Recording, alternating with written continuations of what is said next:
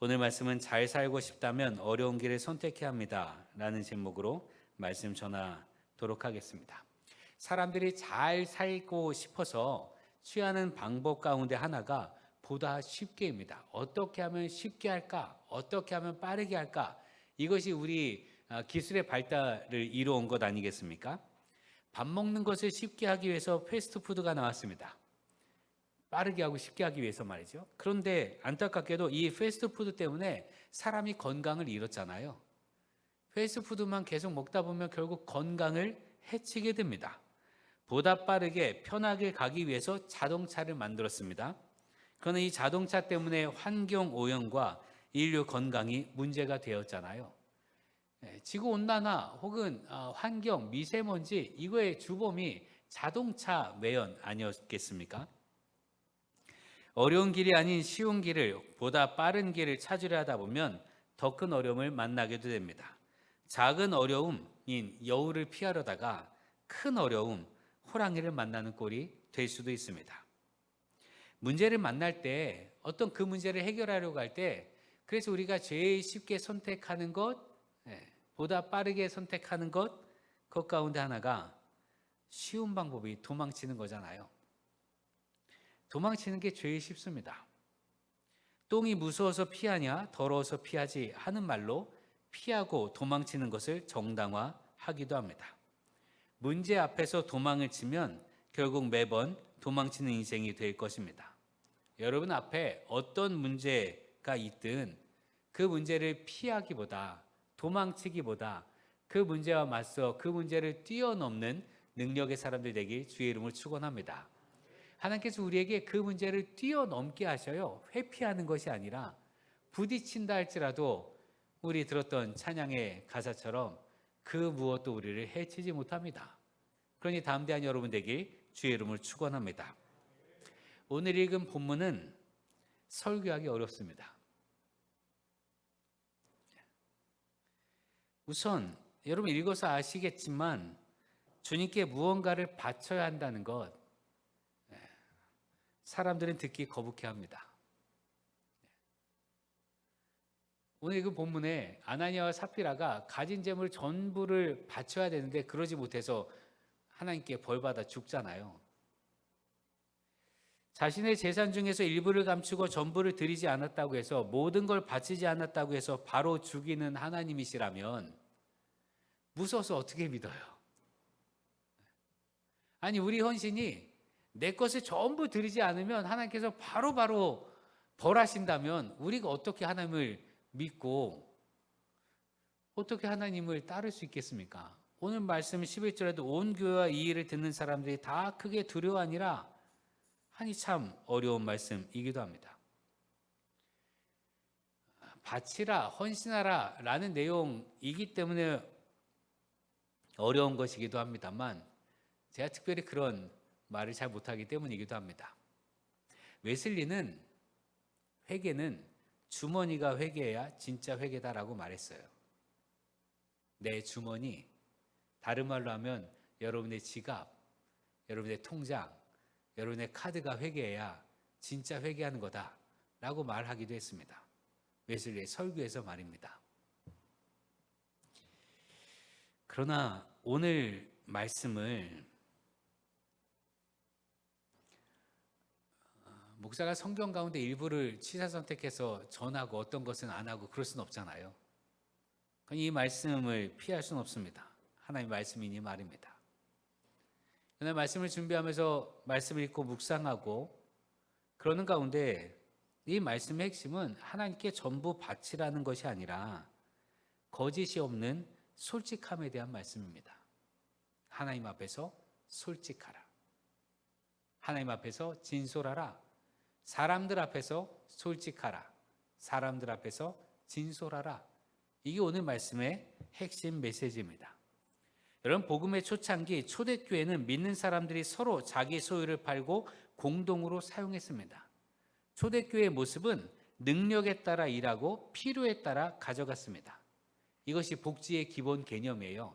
능력이 있을 땐 일하고 능력이 없을 땐 가져가고 혹은 능력이 있는데 나는 이만큼 필요하면 이만큼만 가져가고 더 많은 게 필요한 사람들은 더 많이 가져가고 말이죠. 예를 들면 우리가 의료보험을 하게 되는데 의료보험의 혜택을 누가 가장 많이 받겠습니까? 어르신들이 많이 받습니다. 병원에 그 즈음에 많이 가니까 말이죠. 청년 세대, 젊은 세대들은 의료보험 혜택을 별로 받지 못합니다. 건강하니 말입니다.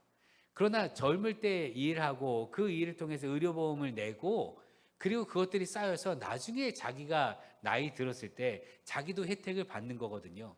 이게 복지의 기본 개념이에요. 능력에 따라 일하고 필요에 따라 가져가는 것 말이지요. 이렇게 서로 격려하고 위로하며 기쁘게 살았습니다. 여기에는요, 누구의 강요도 없었고 강압도 없었어요. 초대교회 교인들이 그냥 스스로 원해서 자원하는 마음으로 그렇게 살았습니다. 사도행전 4장 32절 보면 믿는 무리가 한 마음과 한 뜻이 되어 모든 물건을 서로 통용하고 자기 재물을 조금도 자기 것이라 하는 이가 하나도 없더라. 믿는 무리가 한 마음과 한 뜻이 되어 물건을 통용하는데 그 누구도 자기 거라고 말하지 않았다는 거예요. 더군다나 이거에는 자원하는 마음이 있었습니다. 한 마음으로, 기쁜 마음으로 자기 것을 드렸다는 말입니다. 자원하는 마음, 이것이 신앙의 전통이고 헌신의 가장 중요한 기초입니다. 내가 주님께 헌신하고 봉사하고 혹은 헌금하고 하는 것이 있어서 말이지요. 자원하는 마음이 없는 헌신은 늘 탈이 납니다. 눈치 보고 체면을 생각해서 적당히 하는 헌신은 기쁨이 없을 뿐만이 아니라 헌신 때문에 갈등을 겪을 수도 있습니다. 내가 자원하는 마음으로 하는 게 아니라 체면상 혹은 이런 상황상 그렇게 하게 되면 이거 가지고 재개되고요. 뿐만 아니라 다른 사람들을 보게 된다 이거지요. 누구누구는 하고 누구누구는 하지 않고를 비교하게 됩니다. 여러분, 내가 헌신하는데 기쁜 마음으로 내가 헌신한다면 다른 사람의 행동이 왜 나에게 문제가 됩니까? 내가 그 헌신하는 거 기쁜 마음으로 한다면 다른 사람이 하든 하지 않든 그게 왜 나에게 문제가 되냐 이거예요. 예를 들면 여러분 가운데 탁구를 좋아하는 사람이 있다 치자 이거예요. 나는 탁구가 너무 좋아서 탁구를 치는데 다른 사람은 탁구를 안 쳐요. 그래서 다른 사람 탁구 안 친다고 화날 일이에요? 그거 아니잖아요. 내가 좋아하는 거 하는 거니까. 헌신도 마찬가지입니다. 기쁜 마음으로 자원하는 마음으로 내가 헌신한다면 다른 사람들이 하거나 하지 않거나 그건 내 마음에 전혀 중요하지 않아요. 그러니 바라기는 여러분이 주님 앞에 나올 때마다 자원하는 마음과 기쁜 마음으로 주께 나오는 여러분 되게 주 여러분 축원합니다. 내가 기쁘면 괜찮습니다. 그럼 충분하죠 뭐. 내가 주님의 일을 할 수 있는 것만으로 충분한 거 아니에요? 왜 저 사람 안 하지? 하며 속상해할 일은 아니잖아요. 오늘 그 본문의 아나니아라는 사람과 삽비라라는 사람은 부부입니다. 그리고 소유를 팔았습니다. 자기 땅을 팔 때는 교회에 전부 드릴 생각이었을 거예요. 5장 1절에 아나니아라는 사람이 그의 아내 삽비라와 더불어 소유를 팔아 처음 의도는 좋았습니다. 그런데 팔고 나니까 아까운 생각이 들었을 겁니다. 땅이 말이지요. 그냥 땅으로 있을 때는 그냥 땅이잖아요. 근데 그 땅을 팔고 나서 돈이 생기면 이건 돈이란 말이에요. 왜 돈이 생기니까 이것 때문에 마음이 변했을 거예요. 만일 아깝다는 생각이 들지 않았다면 그냥 다 냈겠지요. 땅 판값을 말이지요. 우리가 선한 일을 하려고 결심한 뒤에 그 결심을 이어간다는 건 쉽지 않습니다. 끝까지 그 결심대로 행하는 건 쉬운 일이 아닙니다. 당장은 전부를 드리려고 하지만 내 손에 쥔 것을 보면 볼수록 아까운 마음이 들기 때문에 그렇습니다. 손에 직접 만져보니 아까운 거예요. 어릴 때 자녀들에게 헌금하라고 돈을 주잖아요. 부모가. 그럼 그 자녀는 처음에는 다 드리다가 시간이 지나면서 아까워집니다. 놔준 건데. 그래서 가다가 요즘엔 편의점에 들러서 일부를 깨서 자기 거 먹고 그 나머지 일부를 하나님께 드리기도 하지요. 마음이 변했습니다. 마음이 변하니 그 값에서 일부를 빼돌렸습니다. 2절 말씀에 그 값에서 얼마를 감춤해 그 아내도 알더라. 얼마만 가져다가 사도들의 발 앞에 두니.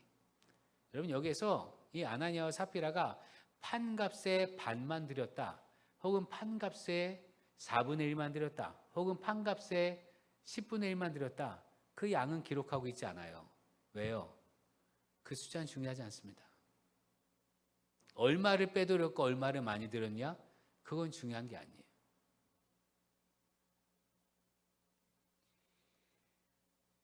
그들이 애초에 가졌던 마음이 변했는데,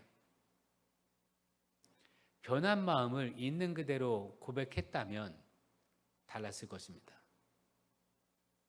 그런데 아나니아와 삽비라가 자기들이 판 땅값을 원래 하나님께 전부 드리려고 했는데 마음 변해서 조금만 드렸다면 그걸 얘기해야 되잖아요. 그런데 그렇게 하지 않고 다 드린 것처럼 한 게 문제예요. 얼마를 빼돌렸느냐, 그게 아니라 다 드린 것처럼 포장했다는데 문제가 있습니다. 그래서 베드로 사도가 이 부분을 지적합니다. 3절과 4절, 베드로가 이르되 아나니아여 어찌하여 사탄이 내 마음에 가득하여 내가 성령을 속이고 땅값 얼마를 감추었느냐? 땅이 그대로 있을 때에는 내 땅이 아니며 판 후에도 내 마음대로 할 수가 없더냐? 어찌하여 이를 내 마음에 두었느냐? 사람에게 거짓말한 것이 아니요 하나님께로다. 이 땅은요, 원래 아나니아하고 삽비라의 것이에요. 드릴 자유도 드리지 않을 자유도 그들에게 있었습니다. 땅을 팔아서 그 돈을 교회에 내는 것도 그들의 자유고 내지 않는 것도 그들의 자유예요. 내지 않는다고 해서 아무도 뭐라 말을 안 합니다. 그럼 차라리 드리지 말든지, 혹은 마음이 바뀌었으면 사실대로 말하든지, 만일 그랬다면 성경의 기록은 달랐을 것입니다. 만일 그랬다면 아나니아와 삽비라가 그 자리에서 죽는 일은 없었을 거예요. 하나님께서는 드리지 않은, 혹은 전부를 드리지 않았기 때문에 아나니아와 삽비라를 벌하신 게 아니라 그들이 거짓말을 했기 때문에 벌하신 겁니다. 그건 사람을 속이는 게 아니라 하나님을 속이는 것이고, 거짓말은 사탄의 꾀임에 넘어가는 것이기 때문에 그렇습니다. 지금 우리도 그렇잖아요. 내 시간을 내어 주님께 드리기로 결심합니다. 애초에 마음은 그렇게 먹었습니다. 내가 이번 상반기엔 테라전도 한 번도 빠지지 말고 해야지 라고 마음을 먹었어도 중간에 상황이 바뀔 수 있잖아요. 상황이 바뀌면 얘기하면 되잖아요.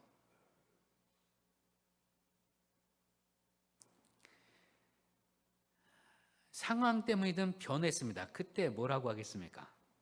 제가 낼 수 있는 시간은 이게 전부입니다. 난 최선을 다했습니다. 라고 핑계를 대겠습니까? 아니면 솔직하게 상황을 하나님께 또 믿음의 식구들에게 고백하겠습니까? 아나니아와 삽비라가 베드로 사도님, 우리가 땅을 팔긴 팔았는데 우리에게도 필요한 것이 있어서 이것만 낼게요. 혹은 베드로 사도님, 우리 믿음의 그릇이 아직 이만큼밖에 안 돼서 다 내진 못하겠습니다. 라고 했다면 아무도 뭐라 하지 않았을 거예요. 하나님께서 그 솔직함을 인정하셨을 겁니다. 또한 당시 교회는 서로의 처지를 이해했고 서로의 상황에 따른 선택을 용납하고 용인했습니다. 사랑으로 묶인 공동체이기 때문입니다. 아나니아가 먼저 이렇게 거짓말을 하고 하나님께 벌을 받았습니다. 뒤이어서 그의 아내 삽비라가 옵니다. 베드로는 삽비라에게 다시 묻습니다. 8절, 베드로가 이르되 그 땅 판 값이 이것뿐이냐? 내게 말하라. 이건요, 기회를 준 거예요. 이때도 삽비라가 솔직하게 얘기했다면 용서받았을 것이고요. 그 일로 공동체는 서로 이해하고 받아주었고, 그리고 아름다운 회복, 믿음의 회복의 간증이 고백되었을 겁니다. 그러나 거짓말합니다. 이르되 예, 이것뿐이라 하더라. 처음에 거짓말이 반복되었습니다. 이 거짓말은 자신을 속이고 성령을 속이고 하나님께 거짓말하는 겁니다. 하나님 앞에서의 거짓말 핑계는 베드로의 지적처럼 사탄이 마음에 가득하게 된 거예요. 여러분 어떤 문제건 쉬운 길은 있습니다. 아나니아와 삽비라가 보여준 것처럼 쉬운 길은 뭡니까? 거짓말하는 겁니다. 당장 그 상황을 모면하기 위해서 거짓말하면 그 상황이 모면될 수 있으니 말이지요. 책임을 회피하는 것도 쉽습니다. 그러나 쉬운 길만 찾다 보면 더 큰 어려움을 만나게 됩니다. 문제 앞에서 솔직한 것 어려운 일입니다. 믿음의 사람들에게 내 상황을 솔직하게 고백하는 거 굉장히 어려운 일이에요. 그러나 그 어려운 길을 걸어가야 그래야 참으로 우리 안에서 잘 사는 길이 열립니다. 내가 내 상황과 처지를 실제로 솔직하게 고백하지 않고 마치 알아주기를 바라니, 그러니 안 알아주면 속상한 거 아니에요. 그러니까 그 공동체가 힘겨워져요.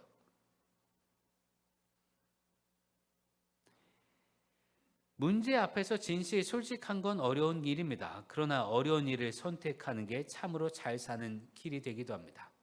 우리가 그렇게 구원받았습니다. 예수님께서 우리를 구원하신 데 있어서 쉬운 길은요, 예수님이 왕이 되는 일이에요. 그냥 왕이 되시면 되잖아요.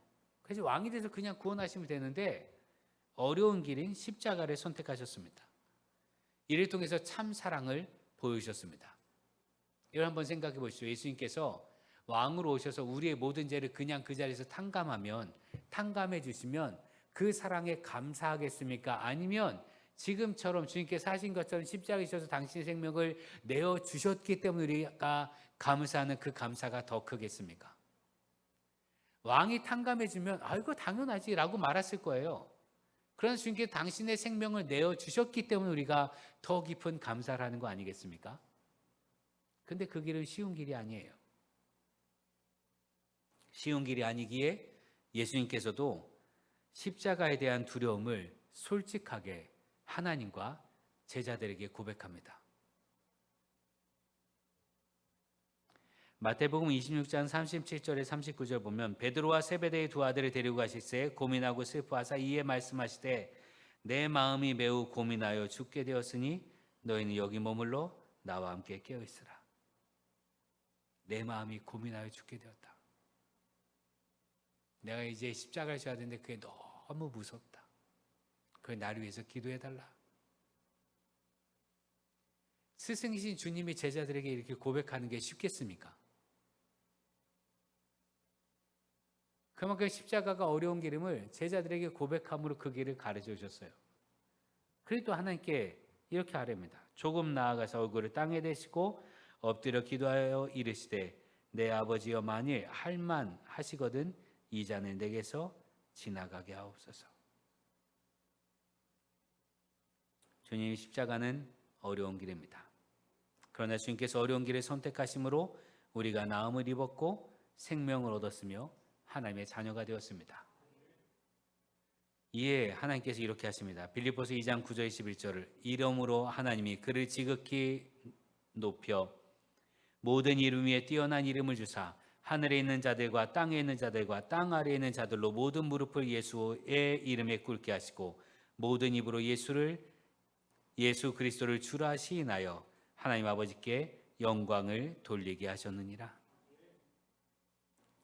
예수님께서 어려운 길을 선택하심으로 하나님께서 예수의 이름을 높이셨다. 어려운 길을 걸어갈 때 하나님께서 높여주시고 하나님께서 역사하시는 은혜가 우리 가운데 있음을 믿으시기 바랍니다. 거짓말하고 회피하고 도망치는 거 쉽습니다.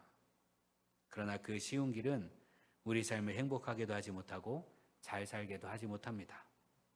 정말 잘 살고 싶다면 어려운 길을 택해야 합니다.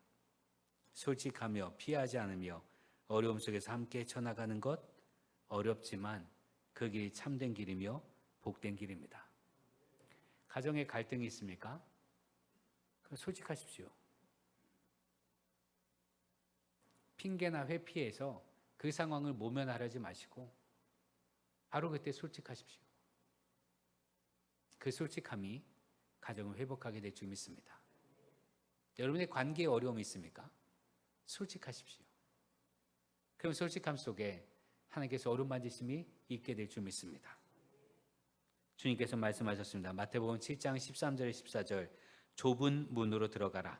멸망으로 인도하는 문은 크고 그 길이 넓어 그리로 들어가는 자가 많고 생명으로 인도하는 문은 좁고 길이 협착하여 찾는 자가 적음이라. 여러분, 우리가 주님의 십자가를 보며 흘리는 눈물이 우리 영혼과 마음을 정화시키듯 서로를 향한 솔직함과 진솔함이, 그 서로를 향한 사랑이 우리 마음을 녹여줍니다. 쉽진 않습니다. 그러나 그 길을 걸어갑시다.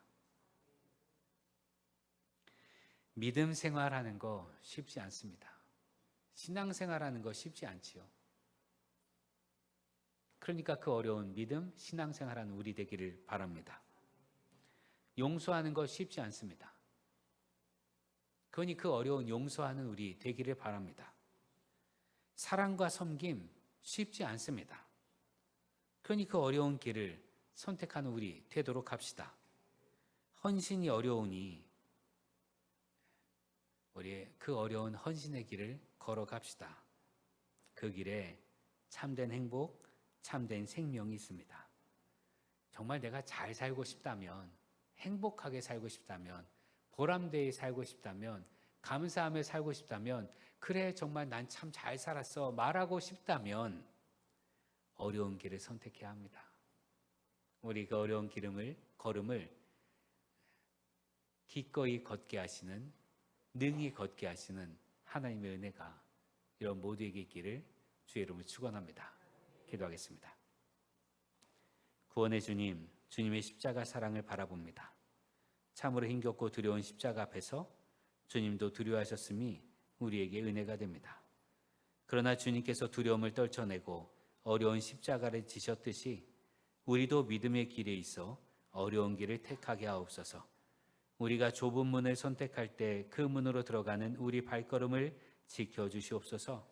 주님과 함께 주님의 길을 따라감을 통해 참 생명과 사랑, 기쁨과 평화, 행복한 삶을 살아가는 우리 되게 하옵소서. 예수님의 이름으로 기도합니다. 아멘.